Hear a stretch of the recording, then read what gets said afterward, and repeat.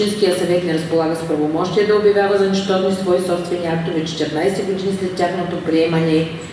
Предложението за обявяване на нищожността се основава на становище на кметове и кметски наместници на селата Житен, Сноп, Гърдини, Пчеларови и Дъбовик, което не представлява правен акт и не може да обоснове правомерна отмяна или обезсилване на ПУП.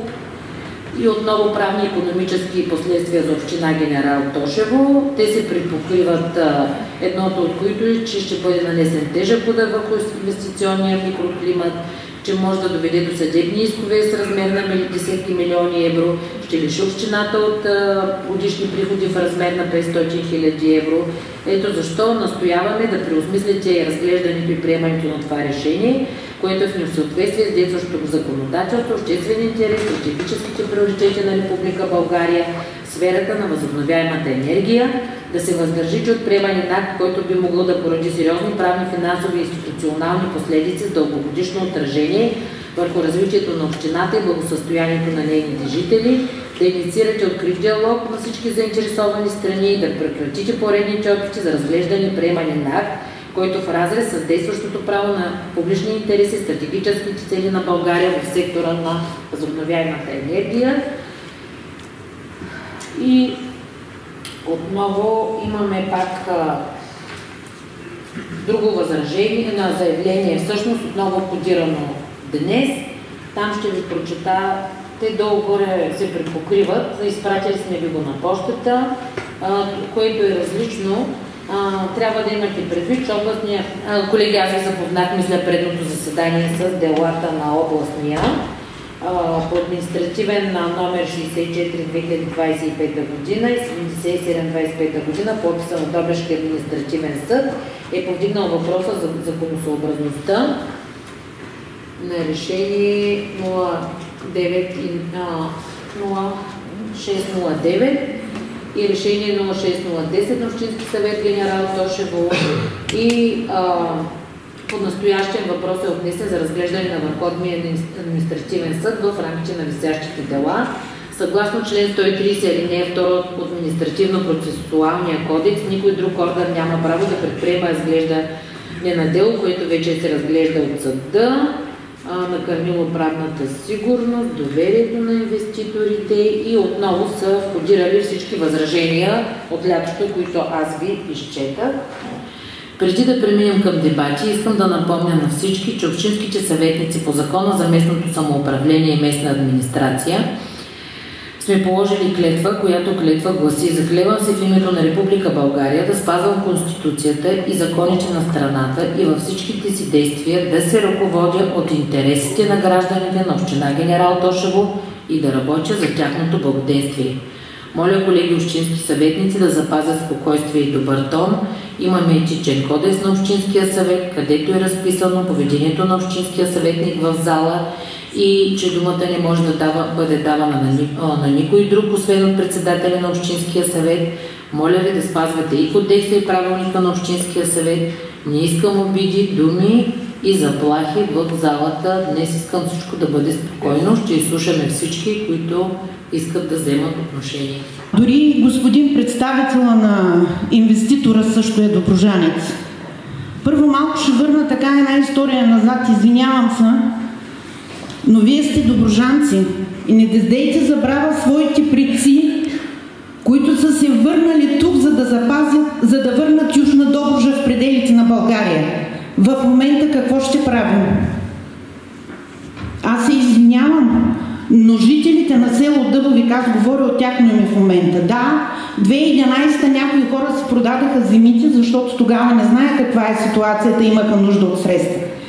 Да, в момента има земя, инвеститора, но това не означава, че той има примерно, не знам колко декара е, а останалата земеделска земя, която е най-хубавия чернозем в Добруджа, житницата на България е Добруджа, и земята в село Дъбовик е изцяло една категория и е много хубава земя. И не може останалите хора, които имат земя, да се съобразяват примерно с 5 човека, които са продали, или че този инвеститор решава да прави ветропаркове и цялата община ще бъде осъдена. Искам да ви кажа, говоря в момента Като представител на хората, моето мнение няма да го изразявам. Аз говоря от името на всички жители. Да, кметски наместник съм и това искам да поясня. В момента постоянните жители са малко, но няма да ви кажа, че ние сме на 15 км от града и сме една от най-предпочитаните села и в момента събота и неделя са около 400 човека, които имат земя, които се я обработват и се гледат селото. Така че жителите на село Дъбовик са против това и ще продължат да възразяват. Не сме съгласни с всичко това. Искам да ви кажа, че дори аз да не им кажа, в момента жителите от селото гледат репортажа, гледат това, което е по интернет пуснато. И може би ще изявят желание да видят всички тези писма, всичко, което е пуснато против общината, че ще бъде наказано. Не може така. Житницата на България, много ви моля, общински съветници, не загробвайте Добруджа. Какво ще се случи, примерно, ако още областния ни го отвърли решението? И какво правим от там нататък? Ще го мислим, като стигне до областния, господин Петров. Тук става въпрос за нашето отношение. Областния, предполагам. Като му изпратим решенията, ще се каже думата. Има си законово установен срок, който ще каже. Изслушахме всички доклади, съображения, заплахи. Изразявате становище инвеститора срещу нашето становище, кметското, а забравя, че зад нас стоят всички хора на населените места. Така че малко или много трябва да се съобразявате с това. Всичко, което каза моята колежка е така. Хората, ние сме ги събрали и продължаваме да ги събираме. Всички са против изграждането на ветрогенераторите. И аз за това с моето присъствие съм длъжен да го заявя. Хората, населените места са против ветрогенераторите, които, доколкото чета, всичката документация е минала през кметството, огромно, около 300 метра с перката, най-близкото е около 800 метра от населеното място. Аз само мога да подкрепя колегите тук, подкрепям всички общински съветници и всички жители, които са в нашите села. И вие много добре знаете, господин Илиев, че те са твърде против. Бяхте на обществено обсъждане, казаха ви го в очите няколко пъти. Не мога да разбера кога един инвеститор предлага нещо. Хората на обществено обсъждане не са съгласни с него, дават си отказ, задават ви някакви въпроси, вие не можете да ги отговорите, но пак настоявате да инвестирате. Тази клетва, която вие изчетохте преди малко, 2011 беше същата, предполагам. Не съм била тогава общински съветник. Аз питам тогава общински съветници, които гласуваха за този ветропаркове, говорят, дали са били наясно с това. Относно, то не е шантаж, опитват се тук някои хора да ни вметнат нас като земеделци в едно пространство, където не сме.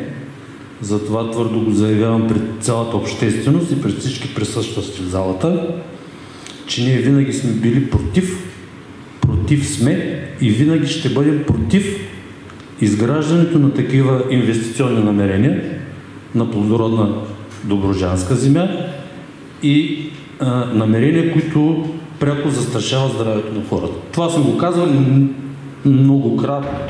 Затова апелирам, в началото на дебата, с цялото ми уважение ви го казвам от името на нашата група, да не чуя или да не чуем, че ние сме за ветрогенератор. Това можем да го докажем, че сме против. Пак казвам, били сме и ще бъдем против. Разрешението за ПУП и план за строяване и така нататък на заседанието на 12 юли 2011, тогава, когато е гласувано, гласували са го подкрепили най-различни групи. Но от хората от БСП, общинските съветници от БСП, от тези, които са тук в момента в тая зала, на този заседание не е имало нито един от тях. И аз на тия мои колеги, и никой няма право да им вменява чувство на вина или каквото и да е било. Тук нещата са прости и ясни. Много приказки, както казват хората, на пазара. Имаме конкретен казус. Нашата задача днес е да отменим решението, дали е правилно или не, явно преценяваме, че не е правилно.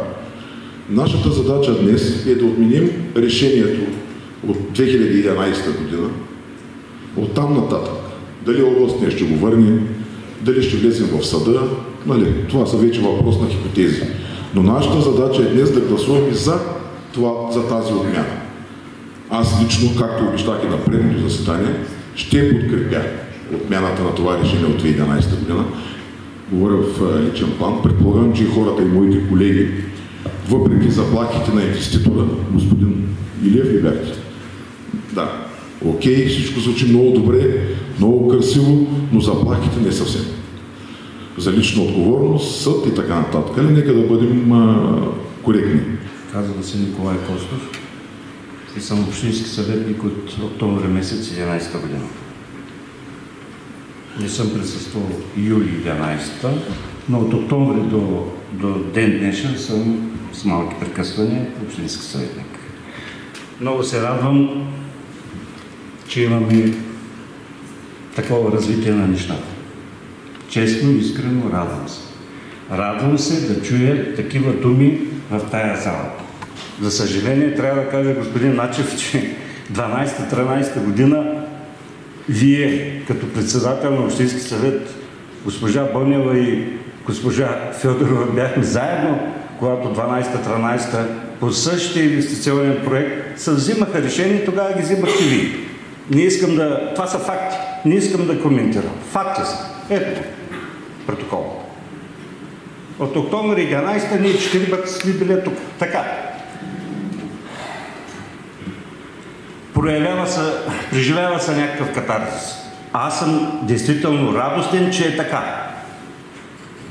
През годините от 11, 12, 13 година тези думи съм ви ги казвал. Не дейте да правите грешка. Защото сега е каша. И юридическа, но е каша. Дано тая каша да се приключи един път завинаги и да не имаме въобще като проблем в общината. Дано да го няма. Искрено се моля. Грешката, която я направихте, да я отстраните. Имате възможността мнозинството да я отстраните. И аз ще ви приветствам, но тя е ваша грешка. Не искайте от мен, след като съм ви убеждавал и съм ви виждал ехидните усмивки и презрителните погледи, сега аз да гласувам нещо, което вие сте решили. Аз тогава съм си дал гласа.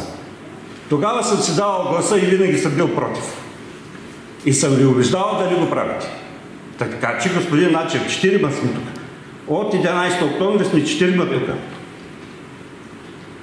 И съм ви го казал. Искрено се надявам да вземете правилното решение. Имате възможността, вземете го. С вас сме. От тук насетне сме с вас. Но аз няма да гласувам на това гласуване. Грешката е ваша, ще се поправите. Предложението ми да прекратим дебат и да преминем към гласуване. Благодаря. Да, приемам господин Начев предложението. Колеги, прекратяваме дебатите и преминаваме към гласуване. В режим на гласуване сме. Това е нарушение на правилника на Общинския съвет за заседанието. В режим на гласуване сме, господин Костов. Госпожо Бойна, просто подчертавам, че това е нарушение на правилника. Както искате, така го говорите. Това е нарушение на правилника.